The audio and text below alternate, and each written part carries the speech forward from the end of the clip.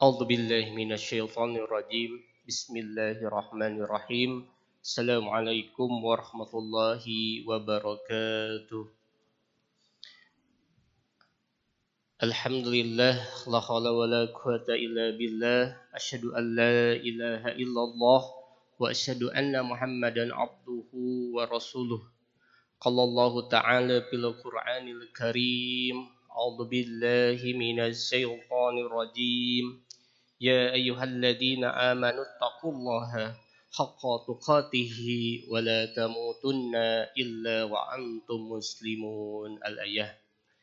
Alhamdulillah, pertama-tama kita panjatkan puji dan syukur kehadirat Allah Subhanahu wa taala atas nikmat yang telah Allah berikan. Nikmat iman, nikmat Islam, dan nikmat sehat. Salawat serta salam kita curahkan kepada Nabi Muhammad sallallahu alaihi wasallam, pada keluarga, sahabat, tabi'in, tabi'ut tabi'in, serta kepada kita selaku umatnya. Jamaah duhur yang dimuliakan oleh Allah, alhamdulillah pada kesempatan hari ini izinkan saya menyampaikan kultum dengan tema nikmat dunia tidak seberapa. Jamaah duhur yang dimuliakan oleh Allah, kita ketahui bahwa kondisi hari ini benar-benar telah melahirkan banyak manusia ataupun sebagian kaum muslimin yang beraktivitas dalam kondisi hari ini sebagai pemburu dunia, pemburu harta, pemburu wanita, pemburu jabatan, kedudukan, kekuasaan, dan lain-lain. Agar apa? Untuk meraih dunia. Kadang untuk meraihnya mereka melakukan berbagai macam cara apapun. Tak peduli benar atau salah, ataupun halal atau haram, berbuah pahala ataupun dosa. Juga tidak peduli cara-caranya ini bisa merugikan orang lain ataupun bisa mendapatkan manfaat bagi orang lain. Yang menjadi faktor utama kondisi umat hari ini sehingga mereka merasa menjadi pemburu harta, pemburu kekuasaan. Dan yang dipikirkan oleh kondisi hari ini adalah hal-hal seperti itu. Faktanya kita bisa lihat di media sosial, Pak. Banyak di Instagram ataupun di Facebook ya. Bagaimana terjadinya pencurian misalnya, ataupun penipuan, ataupun gimana caranya agar orang itu bisa mendapatkan harta. Ini banyak kita bisa lihat ataupun di lingkungan sekitar kita. Banyak terjadi seperti itu. Mau halal atau haram, benar dan salah itu tidak dijadikan pikiran buat kaum muslimin hari ini. Pada faktanya gitu ya, kita ketahui banyak orang yang berlomba untuk bisa masuk ke dalam satu kedudukan atau jabatan. Bisa jadi sesuatu yang dia inginkan, yang dia harapkan. Tak peduli apakah harus keluar uang dengan suap menyuap, bisa jutaan, bisa miliaran, ataupun sampai triliunan. Tak peduli uang itu bisa diperoleh dari mana. Bisa jadi hasil dari korupsi ataupun dari yang lainnya. Itulah kondisi umat hari ini yang sudah terkontaminasi pemikirannya dengan tadi. Pemburu harta ketika sesuatu keinginan yang diharapkannya itu ingin segera tercapai. Tidak menilai baik dan salah, benar atau salah, ataupun ini mendapatkan pahala atau dosa. Padahal Allah sudah menyampaikan dalam surat Al-Baqarah, wala ta'kulu amwalakum bainakum bil batil. Janganlah sebagian kamu memakan harta sebagian dari yang lain di antara kamu dengan cara yang batil. Ini dalam surat Al-Baqarah ayat 188. Allah mengingatkan dalam Al-Quran, janganlah kita memakan harta dengan cara yang batil. Fakta hari ini juga kita bisa lihat banyak kaum muslimin yang ingin cepat kaya, segera kaya. Tak pakai lama kayanya itu.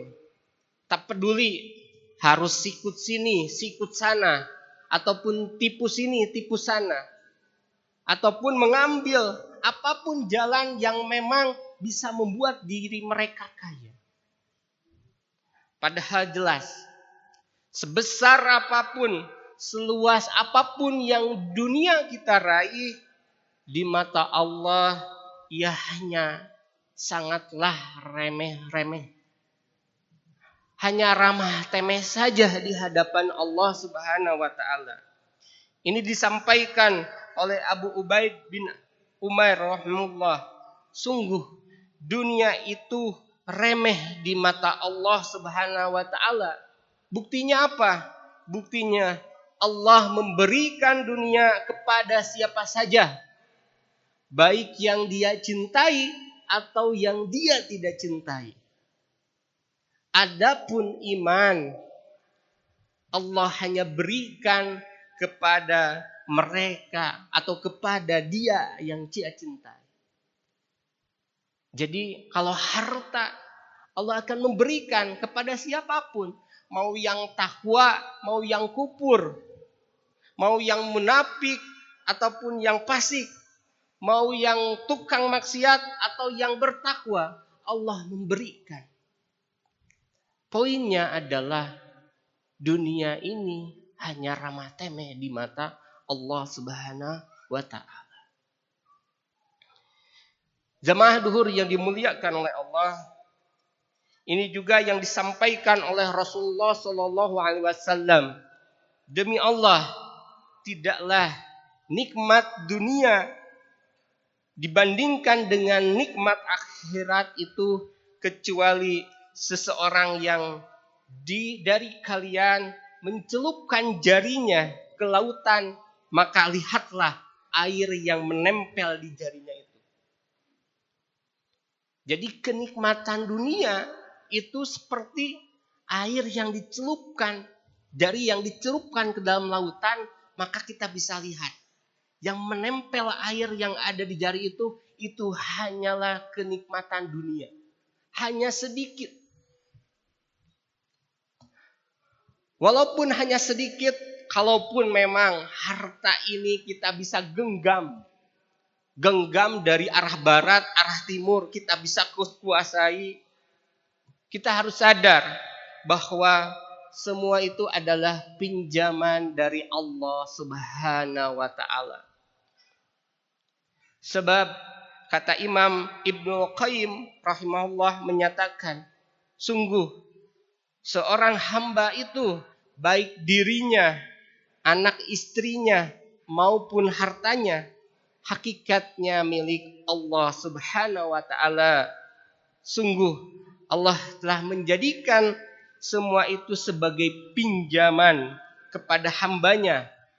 Karena itu jika Allah mengambil semua itu dari hambanya, maka dia seperti memberi pinjaman yang mengambil kembali barang miliknya dari pinjamannya. Jadi harta yang kita peroleh, walaupun itu kita bisa dapatkan dari barat dan timur, maka itu hanya sebatas pinjaman saja yang Allah pinjamkan kepada manusia. Nikmat dunia, harta, wanita, jabatan, kekuasaan itu hanya bersifat sementara. Kematian merupakan perusak dari nikmat tersebut. Ini disampaikan oleh Muhtrab bin Asyahir rahimahullah. Sungguh kematian itu akan merusak, mengakhiri nikmat dari orang-orang yang Allah beri nikmat. Karena itu carilah oleh kalian nikmat yang tidak akan pernah berakhir, yaitu surga.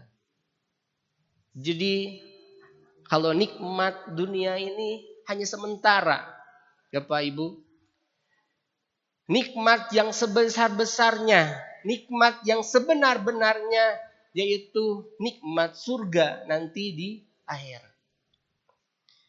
Kita ketahui dalam surah Al-Quran dan kita suka mendengar ketika ada yang meninggal, kullu nafsin dha'iqatul maut. Setiap yang bernyawa pasti akan merasakan kematian.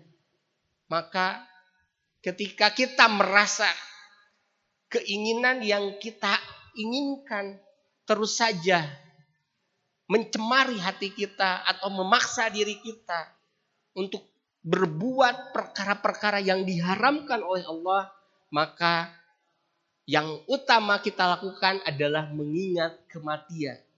Karena kematian itu akan mengakhiri nikmat yang dirasakan oleh manusia. Ini disampaikan dalam hadis Tirmidzi. Perbanyaklah kalian mengingat penghancur segala kelezatan dunia, yaitu kematian. Ini disampaikan juga oleh Ibnu Samak rahimahullah. Anggaplah dunia ini ada di dalam genggaman tanganmu. Lalu dunia lain serupa juga ditambahkan untukmu. Seluruh bagian dunia ini dari barat dan timur juga didatangkan kepadamu. Jika kematian menjumpai dirimu, apa nanti akan tetap ada di tanganmu? Maka kematian adalah salah satu upaya yang harus kita ingat ketika kita terlalu memburu perkara harta, terlalu memburu perkara kekuasaan, sehingga kematian menjadi penghancur segala nikmat tersebut. Jamaah yang dimuliakan oleh Allah, kita ketahui bahwa semangat mengejar dunia, ketika mengejar dunia kehidupan yang fana ini, sebaiknya kita upayakan juga untuk mengerahkan skala dengan ala kadarnya saja. Jadi jangan sampai kenikmatan yang kita raih, yaitu kenikmatan yang hakiki tadi, malah mengalahkan kenikmatan yang hanya sesaat saja. Kita berupaya mengejar kenikmatan dunia, tetapi kenikmatan nanti di akhirat tidak kita kejar. Karena itu semangat dalam melakukan berbagai ketaatan, dari mulai sholat berjamaah, tadarus Quran, zikir, ataupun hadir di majelis ilmu, menunaikan amalan dakwah, dan mengupaya untuk menjadikan Al-Quran ini suri toladan hidup kita, itu harus kita upayakan. Semangat itu harus kita upayakan. Jangan sampai amalan-amalan tersebut malah menjadi hal yang tidak kita lakukan. Perkara yang tadi memburu perkara dunia, kenikmatan dunia, melebihi perkara memburu kenikmatan surga. Jangan sampai kita termasuk orang-orang muslim yang seperti itu. Terkait dengan masalah kematian, dan kematian itu sesuatu hal yang pasti. Bahwa Umar radhiyallahu anhu, beliau adalah salah satu sahabat yang dijanjikan oleh Allah masuk surga. 10 sahabat yang dijanjikan oleh Allah masuk surga. Ada Umar bin Khattab, Abdurrahman bin Auf, Abu Bakar, Utsman, Ali, Tolhah, Jubair, Sa'ad bin Abi Waqqas, Sa'id bin Zaid, dan Abu Ubaidah. Ini adalah sahabat-sahabat yang dijanjikan oleh Allah masuk surga. Tetapi Umar pun suka merenung. Beliau mengatakan, andai kelak malaikat dari langit surga memanggil, hai manusia, sungguh kalian akan masuk surga kecuali satu orang, maka sungguh aku benar-benar takut bahwa akulah orangnya yang akan dikecualikan masuk surga itu. Umar merupakan sosok yang sudah dijanjikan masuk surga. Tetapi beliau khawatir tidak bisa masuk surga. Pertanyaannya, lalu bagaimanakah kita yang tidak dijamin oleh Allah masuk surga? Adakah kekhawatiran kita melebihi kekhawatiran Umar tadi? Kita termasuk yang dijanjikan surga seperti Umar tidak? Sejauh mana amalan yang sudah kita kerjakan? Apakah nikmat yang tadi, nikmat dunia, nikmat surga yang kita harapkan? Maka jangan sampai menjadikan dunia, harta, jabatan, dudukan, kekuasaan ini sebagai tujuan hidup. Tetapi apa? Tetapi jadikan ini hanya sebagai sarana untuk meraih surganya Allah Subhanahu wa ta'ala. Ini mindset yang harus kita tanamkan dalam diri kita, bahwa kita meraih kedudukan di dunia itu untuk kedudukan nanti di akhirat kelak. Sehingga apa yang kita harapkan nanti, apa yang kita inginkan, apa yang kita doakan setiap ba'da sholat kita, itu terwujud nanti kelak di akhirat kelak. Ada hadis yang disampaikan oleh Aisyah radhiyallahu anha, beliau mengatakan bahwa Rasulullah sallallahu alaihi wasallam bersabda, ahabbul a'mali ilallahi ta'ala adwa mahuma wa ilqala. Amalan yang paling dicintai oleh Allah Ta'ala adalah amalan yang kontinu, walaupun itu sedikit. Maka saya mengajak kepada Bapak Ibu, khususnya saya pribadi, kita beramal secara kontinu walaupun sedikit untuk mendapatkan kenikmatan surga kelak. Jangan sampai kenikmatan dunia ini menghancurkan perkara-perkara yang akan membawa kepada kenikmatan surga kelak. Barakallahu li wa lakum. Assalamualaikum warahmatullahi wabarakatuh.